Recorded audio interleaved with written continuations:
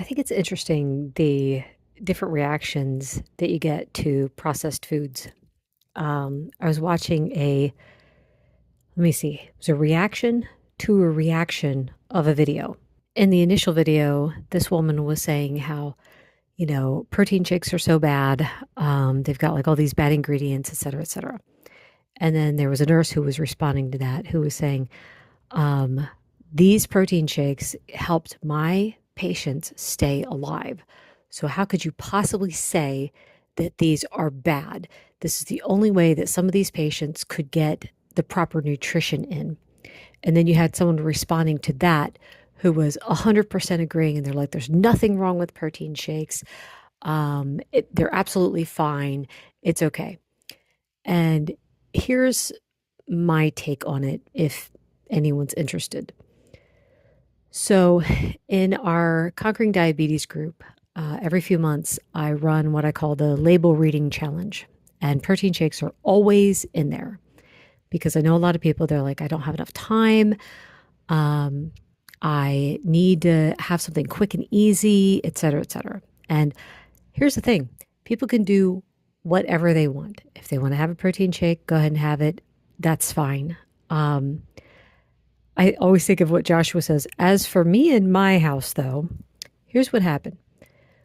Last year, my mom was really suffering from some pretty bad gastroparesis. We think it was because of the massive clots that she had in her system that was kind of blocking the blood flow.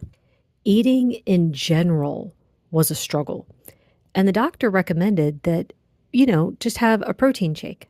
And I told the doctor, I'm like, they have a lot of ingredients that will spike my mom's blood sugar. And she's like, really? What about Glucerna? I'm like, Glucerna is one of the worst. She's like, but that's targeted for diabetics. I'm like, I know. I had already done the research into that. So the thing is, I was talking it over with my mom, and I said, if you have the stomach space for a protein shake, then you've got the stomach space for an egg. And for her, like, we'd already known that eggs were always good for her. Like, if she was ever having any kind of stomach problems or if she didn't feel well, eggs were her go-to. That was something she knew was safe. She knew she could eat it without any issues, and it would keep her full and satisfied. So that was what we started doing. She would have, and cheese as well. So my mom would have maybe like half of a hard-boiled egg and a few slices of cheese and a very, very small cup of coffee. And that's all she could handle. And that was enough to get her through a few hours. And then she could have some more. So with this, that was how my mom was able to, she started to regain some strength. And I mean, down the road, we found out, this was like 6 months later, she had scans done again. The clots were gone. Her appetite has increased since then. She's been able to eat a whole lot better. Eggs are still her number one go-to. But I was like, why would you choose something like a shake that has extremely poor nutrition over something like an egg that has all natural nutrition? And just to flesh it out a little bit more, whenever I see the ingredients on a protein shake, here's one of the things that I see. Number one, a lot of them have the highly processed seed oils. It's highly processed protein. So that protein, especially if you're a diabetic, it's going to hit the bloodstream much faster and cause a spike. Not only that, but there's, everything in a protein shake is highly processed. You've got the thickeners, you've got stabilizers, and then you've got the different forms of sweeteners.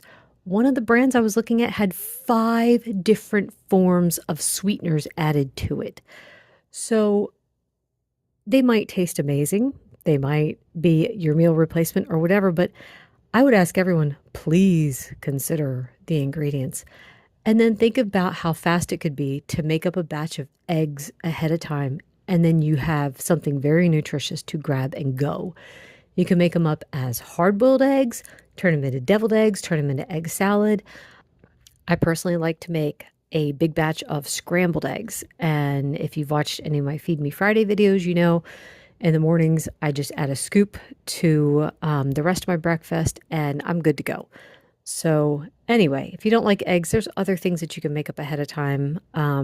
There's the carnivore pancakes that you could make up ahead of time, which are just like it's a 1-to-1 ratio of eggs to cream cheese. You could add a little bit of vanilla, cook them up like pancakes. Those are very fast and easy to grab. Add a little bit of cream cheese to it on the go, whatever. It's like you can do this. You can make up things ahead of time, even if you don't have time in the morning, fine. Just take like half an hour and make up a couple things in that half an hour so you have something that's quick and easy to grab. That's actual nutrition. I always feel like if they have to add vitamins and minerals to something, that's just not good nutrition. Real food doesn't need added vitamins and minerals. Anyway, that's enough of a rant for today. Thank you so much for listening. Bye.